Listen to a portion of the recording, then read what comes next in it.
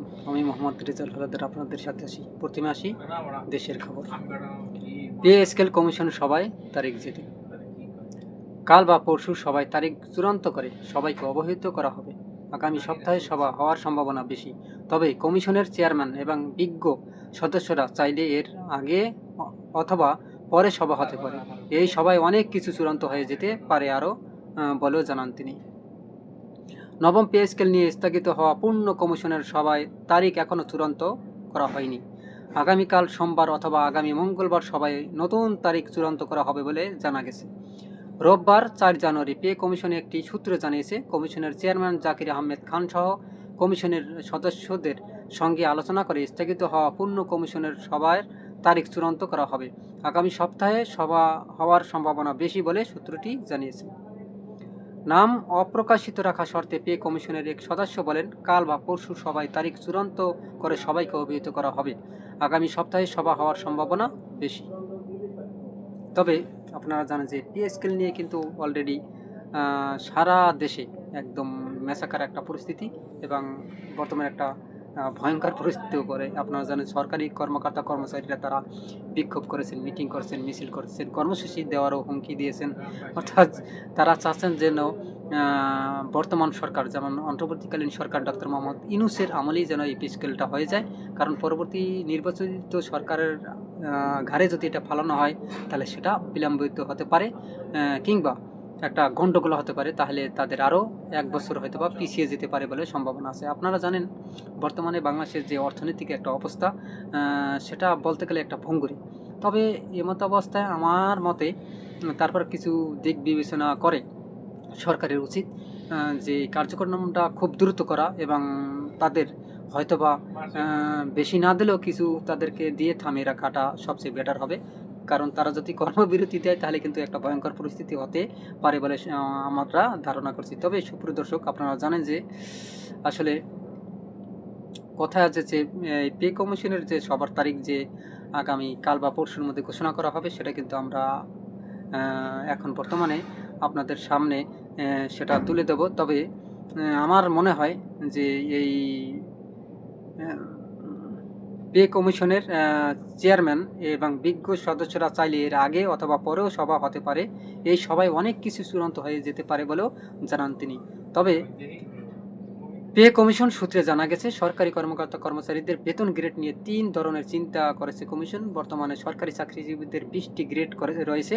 কমিশনের অনেক সদস্য মনে করেন বিদ্যমান গ্রেড সংখ্যা একই রেখে যৌক্তিক হারে বেতন ভাতা বৃদ্ধির সুপারিশ করতে হবে। তবে এখানে ঘোর আপত্তি রয়েছে কমিশনের আরেকটি অংশের। তারা মনে করছেন গ্রেড সংখ্যা 20টি থেকে কমিয়ে 16টি করা উচিত। সূত্রের তথ্য অনুযায়ী গ্রেড সংখ্যা 16টি করতে অনেক সদস্য একমত হলেও সদস্যের আরেকটি অংশ চাচ্ছে নবম পে স্কেল গ্রেড সংখ্যা 14টি করা হোক। এক্ষেত্রে তাদের যুক্তি, গ্রেড সংখ্যা অধিক হওয়ায় বেতন বৈষম্য বেশি হতে পারে, এজন্য গ্রেড সংখ্যা কমানো পক্ষে তারা।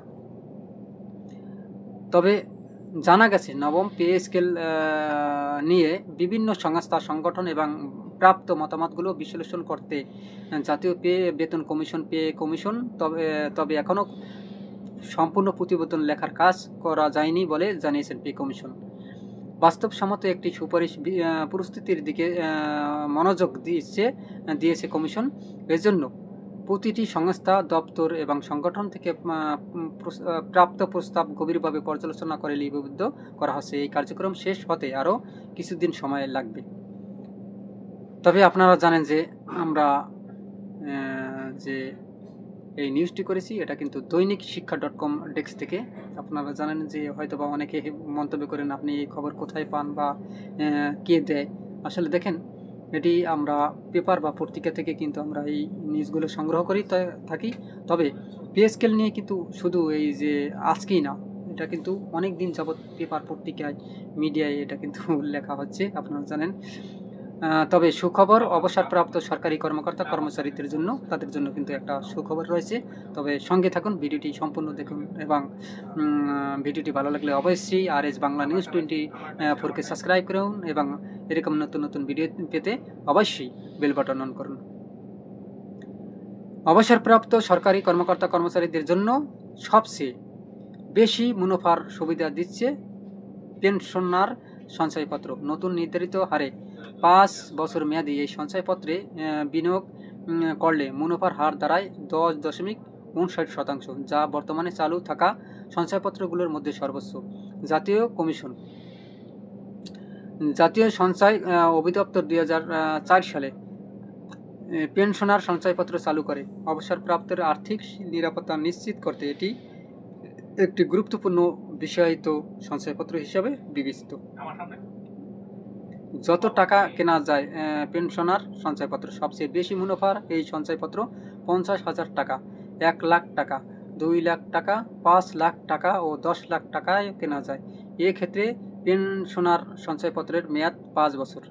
যেভাবে মিলবে, জাতীয় সঞ্চয় ব্যুরো ছাড়াও বাণিজ্যিক ব্যাংকগুলো সহ ডাকঘর থেকে পেনশনার সঞ্চয়পত্র কেনার পাশাপাশি নগদায়ন করা যায়।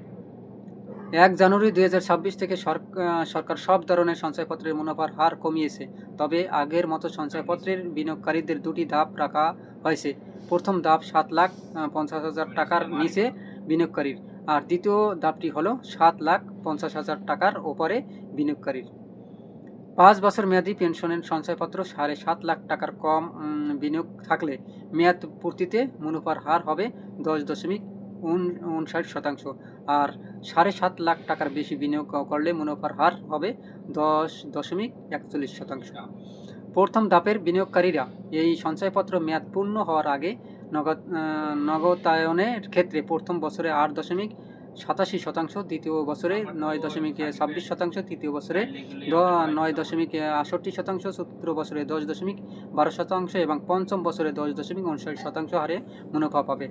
আর দ্বিতীয় ধাপের বিনিয়োগকারীরা এই সঞ্চয়পত্র মেয়াদ পূর্ণ হওয়ার আগে নগদায়নের ক্ষেত্রে মুনাফা পাবেন প্রথম বছরে 8.74%, দ্বিতীয় বছরে 9.12%, তৃতীয় বছরে 9.53%, চতুর্থ বছরে 9.96% এবং পঞ্চম বছরে 10.41% হারে।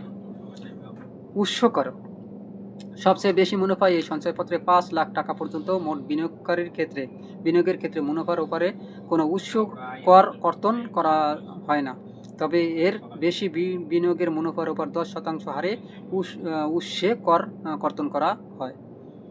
তবে পেনশনার সঞ্চয়পত্র যারা কিনতে পারবেন, পেনশনার সঞ্চয়পত্র অবসরপ্রাপ্ত সরকারি, আধা সরকারি, স্বায়ত্তশাসিত প্রতিষ্ঠানের কর্মকর্তা কর্মচারী, সুপ্রিম কোর্টের অবসরপ্রাপ্ত বিচারপতি, সশস্ত্র বাহিনীর অবসরপ্রাপ্ত সদস্য এবং মৃত চাকরিজীবীর পারিবারিক পেনশন সুবিধাভোগী স্বামী, স্ত্রী, সন্তান কিনতে পারবেন। তবে পেনশন সঞ্চয়পত্র অবসরপ্রাপ্ত সরকারি কর্মকর্তা কর্মচারীরা প্রাপ্ত অনুতোষিক এবং চূড়ান্ত ভবিষ্যৎ তহবিল অর্থাৎ ফাইনাল প্রভিডেন্ট ফান্ড মিলিয়ে একক নামে সর্বোচ্চ 50 লাখ টাকা পর্যন্ত বিনিয়োগ করতে পারবেন। অন্যান্য সুবিধা: পেনশন সঞ্চয়পত্র প্রতি মাসে মুনাফা পরিশোধ, পাশাপাশি নমিনি নিয়োগ করা যায়। এছাড়া সবচেয়ে বেশি মুনাফা এই সঞ্চয়পত্রে ক্রেতার মৃত্যুর পর নমিনির সঙ্গে সঙ্গে অথবা মেয়াদ উত্তীর্ণের পর সঞ্চয়পত্র নগদায়ন করতে পারবেন। আপনারা জানেন যে এই দুটো জিনিস কিন্তু খুবই গুরুত্বপূর্ণ। এখন বর্তমানে যে অবসরপ্রাপ্ত সরকারি কর্মকর্তা কর্মচারীর জন্য যে সুখবর দিয়েছেন সরকার, এবং আর একটা হয়েছেন পে স্কেল, এই দুটোটা কিন্তু এখন বাংলাদেশের বর্তমানে একটা মানে ভাইরাল নিউজ।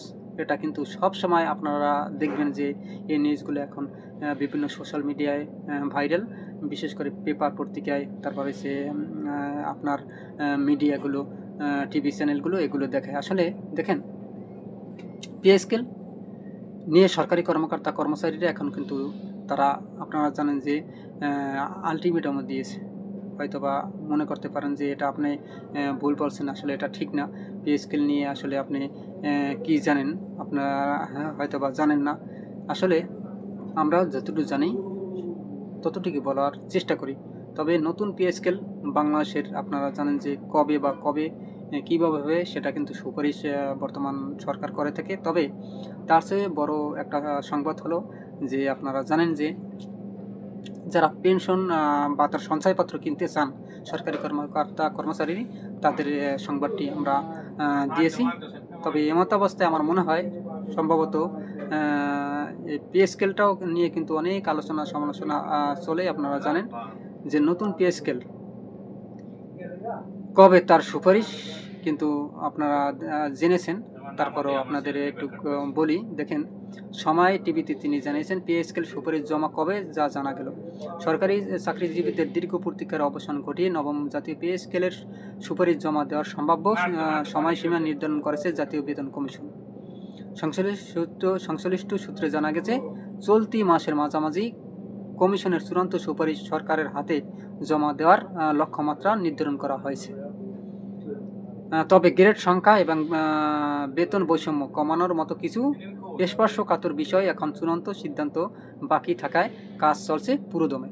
তবে এটা খুব শীঘ্রই পে কমিশন একটি নির্ভরযোগ্য সূত্র জানিয়েছে নবম পে স্কেল গ্রেড সংখ্যা কত হবে এবং সর্বনিম্ন সর্বোচ্চ বেতন নির্ধারণ করা হবে এ বিষয়ে এখনও সদস্যদের মধ্যে আলোচনা চলছে। সুপ্রিয় দর্শক, আপনারা জানেন যে এসব অমীমাংসিত বিষয় নিরসনের আরও অত্যন্ত দুটি পূর্ণাঙ্গ কমিশন সবার প্রয়োজন হবে। কমিশনের সব সদস্য ঐক্যমত্য পৌঁছানোর পরই চূড়ান্ত রিপোর্ট পেশ করা হবে। সুপ্রিয় দর্শক, যদি এই ভিডিওটি ভালো লেগে থাকে অবশ্যই আমার চ্যানেলটি সাবস্ক্রাইব করে দেবেন, লাইক ও শেয়ার করে সবাইকে দেখার সুযোগ করে দেবেন। আজ এ পর্যন্তই। আসসালামু আলাইকুম রহমতুল্লাহি ওয়া বারাকাতুহু।